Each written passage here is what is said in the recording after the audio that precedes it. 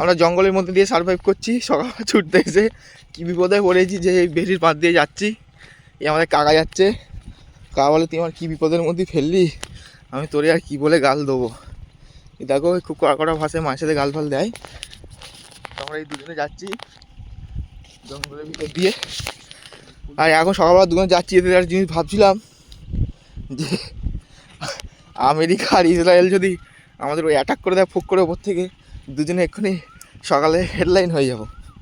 দুজনে নিয়ে আলোচনা হবে সারাক্ষণ নিউজে যে রাহুল আর কিংসুক নাকি দুই বন্ধু সকালবেলা মর্নিং ওয়াক করতে বেরিয়েছিল, তারপর হঠাৎ ওপর থেকে কী একটা পড়ে গেল, দুজনা একদম হরে কৃষ্ণ হয়ে গেল। তাই এরকম করে কিছু একটা আসবে, এই উদ্দেশ্যে বেরিয়েছি আমরা দুজন। যদি একটা কচ্ছপ পাই, এ দেখো চারিদিকে জঙ্গল, কচ্ছপ পেলে আমাদের ভাগ্য এক্ষুনি খুলে যাবে। একদম বাড়ি গিয়েই নারকেল ছাই মারবো। এই কাকা কচ্ছপ খেতে খুব ভালোবাসে, কাকার মুখটা দেখাও। আমরা কচ্ছপ খাই, এই দেখো আমরা কচ্ছপ খাই না গাইস, রাহুল একা খায়। এই দেখো এখান থেকে যাচ্ছি, যদি এখানে একটা কচ্ছপ পাই কী হবে। এই দেখো বন্ধুরা, এই পেঁপে গাছ হয়ে আছে, এই পেঁপে যদি হাত দিই এক্ষুনি হাত কেটে নিয়ে চলে যাবে দেখতে পেলে আমাদের ভেরি মালিক। এবার আস্তে আস্তে সব ভেরিগুলো ছেঁচা হবে, শীতকাল সম্পূর্ণ হচ্ছে। তারপর তোমাদের খবর দেবো, তোমরা মাছ ধরতে চলে আসবে। ছোটো ছোটো লাস্টে মাছ ধরা হয়ে গেলে ওরা একটু ছাড় দেয়। আমার বাচ্চাবেলায় এরকম ছোটোবেলায় এরকম মাছ ফাছ ধরতাম, এ করতাম এখান দিয়ে। এখান থেকে এইভাবে যাচ্ছি। এই দেখো এদিকে হচ্ছে ধান জমি আছে, আমাদের ওইদিকে হতো আগে, এখন আর সব চাষবাস হয় না।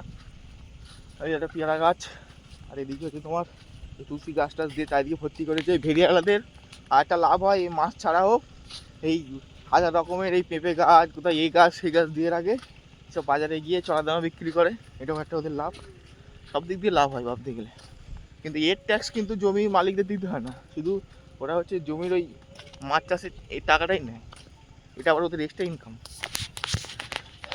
আমার কাকা কাল রাত্রেবেলা চুল কেটেছে, বলছি না কাকিমা দেখতে হবে, ওই জন্যে। এই দেখো কাল গিয়েছিল নতুন বাজারে, এটা ওটা বাজার করে নিয়েছে, বলে একটা কাকিমা ছিল ওই জন্য সেখান থেকে 2-3 কেজি কুল কিনে এনেছি। একটা বৌদি দাঁড়িয়েছিল, তাই তো কাকা। আর কি করবো, দুজনা সকাল সকাল দুজনা যেতে হচ্ছে, কারণ সোনালিকার ছেলেরা খুব ব্যস্ত ফ্রি ফায়ার নিয়ে। এখন একটা ছেলে অভি বলে আছে, তারা ফোন করেছি সকালবেলা, বাচ্চা ছেলে, বেশি বছর বয়স নয়, ওই 10-12 বছর হবে কি 13 বছর। ফোন করেছি, বলে আমার এখন বিয়ার র্যাঙ্ক পুষ দিতে হবে, আমার ফোন ল্যাগ খাচ্ছে, তাড়াতাড়ি ফোনটা কাট। তা ওই জন্য আর কিছু বললাম না, চলে এলাম ফোন কেটে। কালকের এই টুর্নামেন্ট আছে বলে 8 পার্টি বল নিয়ে এসেছি, দু মিলে ছোড়াছুড়ি করবো। আর সকালবেলা এইসব বল ব্যাট নিয়ে খেললে শরীরটা নাচড়া পাই, খুব ভালো লাগে, ওই জন্য আসি বল ফল নিয়ে খেলি এ করি। আর এই দেখো এই আলা ভেরির রাত্রিবেলা থাকে, যারা ভেরি চৌকি দেয়। আর এদিকে আছে আমাদের, ওইদিকে আমাদের জমি আছে, অন্য লোক চাষ করেছে। কাকা যাচ্ছি, কাকা বলে এই জুতোটা কিনেছি 500 টাকা দিয়ে। দেখো তো এই জুতোটা 500 টাকা দাম হতে পারে কি, কোথা থেকে 50 টাকার মাল কিনে নিয়েছে, এনার বলে 500 টাকা দাম। এই দেখো এই দেখো এই যাচ্ছে। আর এই প্যান্টটা বলে কাল 200 টাকাতে কিনে এনেছি। আমি ফুটপাতে গেলে কমপ্লেক্সে এইসব মাল 40-50 টাকা বিক্রি হচ্ছে, দেখো তো, নেই দেখো, এইসব কথা কি সহ্য করা যায়? তবে চুলির ছাড়টা বিরাট দিয়েছে কাকিমা দেখার জন্যে, এটা মানতে হবে। আর যে কেটে দিয়েছে সে খুব দক্ষ খেলোয়াড় মনে হচ্ছে। তো আজকের জন্য এই পর্যন্ত।